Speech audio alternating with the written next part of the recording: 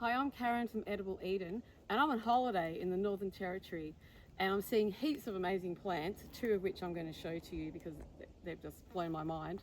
And I'm getting to identify them from this great book by John Brock. This is an old version of it, Native Plants of Northern Australia. Have you ever wondered what Kakadu Plum, also known as gabinge, and many other names, looks like? Here we have a nice teenager one.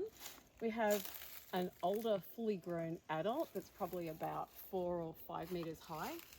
And then we have a tiny little baby one here. And when I got here, and before I even knew what these were, these large, beautiful leaves attracted me, and I thought this has to be a special plant. The botanical name of this beautiful plant is Terminalia ferdinandiana, and they are widespread in the top of Northern Territory. There's a reasonable amount in the top of Western Australia and some in the very tippy top of the pointy bit of Queensland.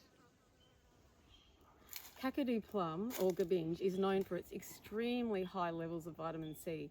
It also has high levels of pellagic acid, I hope I got that right, which is an antioxidant, as vitamin C is. And to give you some idea, oranges typically have 50 milligrams per kilogram of vitamin C, and these plants have 3,000 on average per milligrams per kilogram of vitamin C. When I talk about how many milligrams per kilogram, what I'm referring to is the fruit. Sadly, this should be the end of the fruiting season, but unfortunately, apparently, according to my friends here, they didn't fruit this year.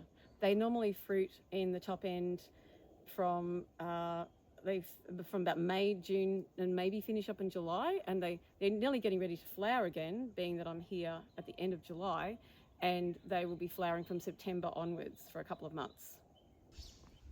Let's look at where the flowers are going to come from.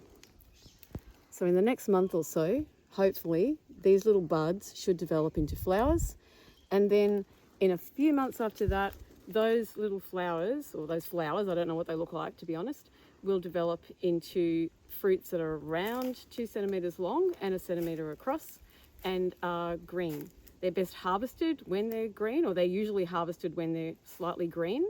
When they're fully grown but not ripe, that's when they have the highest levels of vitamin C. Now, all of you who've watched any of my other videos will know that I don't approve wholeheartedly of foraging unless it's just to taste something in the wild, if it's in the correct place and not a protected area. But I don't think that these should be harvested in the wild. So do buy your gabinge or Kakadu plum from a trusted source online.